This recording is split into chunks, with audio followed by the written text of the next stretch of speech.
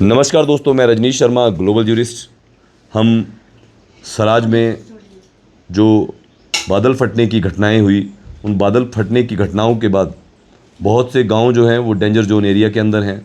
अधिकतर दूर दराज के ऐसे गांव पूरी सराज घाटी के, जिनमें सड़कें कट चुकी हैं, रास्ते कट चुके हैं, बिजली नहीं है, पानी नहीं है। ऐसी जगह में अभी हम यहाँ पर ये कि करसौड़ी है, और करसौड़ी यहाँ पे मिडिल स्कूल है। मिडिल स्कूल में ये परिवार यहाँ पे, ये आप देख पा रहे हैं, ये 7 परिवार यहाँ पे रह रहे हैं।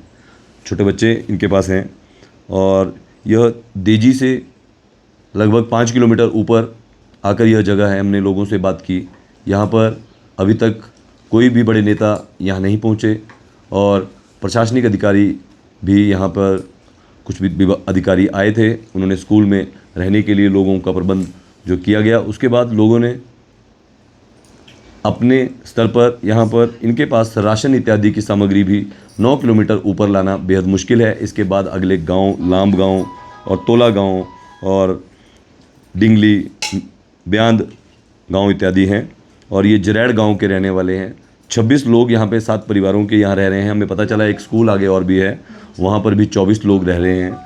आप देख सकते हैं सराज घाटी में क्या हालात इसमें बने हुए हैं, कैसे लोग अपने घरों से दूर राहत शिविर जो एक सरकारी स्कूल में चल रहा है, उस सरकारी स्कूल में ये छोटे छोटे बच्चे आप देख पा रहे होंगे कि किस तरीके से अपने भविष्य की चिंता। और इन दिनों में, क्योंकि अगले कुछ दिनों में भारी बरसात होने वाली है और उसके बाद यहाँ पर बर्फ़ पड़ जाएगी। ये बुज़ुर्ग लोग आप देख पा रहे होंगे, ये इनकी 90 साल इनकी जो उम्र इनकी है, और 80 साल की इनकी उम्र के बुज़ुर्ग यहाँ पे हैं।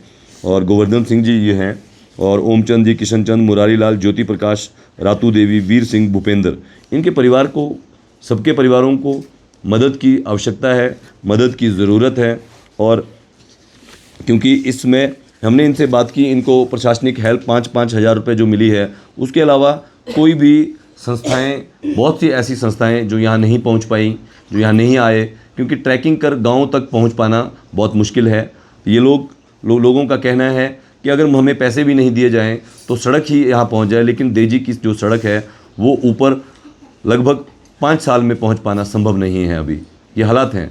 और दूसरी तरफ से इनको बगस्याड़ की तरफ से जो सड़क आती है, बगस्याड़ से रैनगोलू होते हुए वो चैंडी को आएगी, चैंडी से लाम के लिए वो सड़क जो है वो निकलेगी।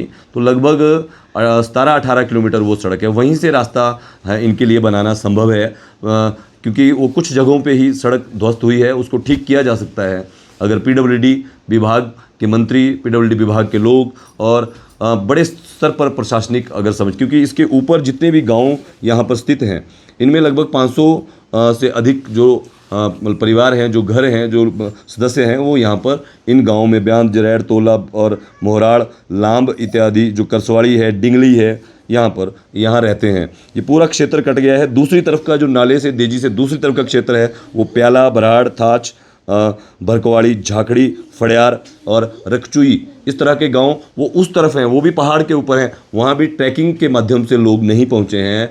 और इन सब लोगों को अगर यहाँ पर खच्चर के रास्ते, और इन सब लोगों को यहाँ पर खच्चर के रास्तों के साथ साथ आवश्यक हैं जितने भी तारस्पेन अगर बनाए जाएंगे तो थुनाग से ऊपर को जितना भी सामान है, इनकी सब्जियां हैं, इनका राशन इत्यादि और इनके फल इत्यादि भी जो होंगे, सरकार को चाहिए कि इनकी ज़मीनों में, पूरी सराज घाटी के जितने भी सेब, जितनी सब्जियां जो इन्होंने लगाई हुई हैं, जो ख़राब हो जाएंगी और अब यहाँ से नहीं निकल पाएंगी और सस्ते रेटों पर इनको देनी पड़ेंगी, और सरकार खरीद ले, फिर चाहे वो मौके पर ही सड़ जाए या सरकार की जिम्मेवारी की ड्रोन के माध्यम से यहाँ ले जाए।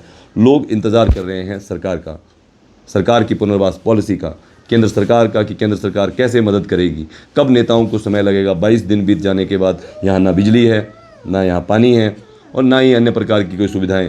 अगर 2 दिन बारिश होती है तो जितने इनके पास सोलर लैंप कुछ सामाजिक संस्थाओं ने इनको दिए हैं, वह जो है इनको बिजली नहीं दे पाते। जनरेटर इनको नहीं दिए गए। पंचायत घरों में, स्कूलों में जनरेटर दिए जाने चाहिए। सराज घाटी के सभी स्कूलों में जनरेटर। क्या कोई ऐसी सामाजिक संस्थाएँ नहीं हैं?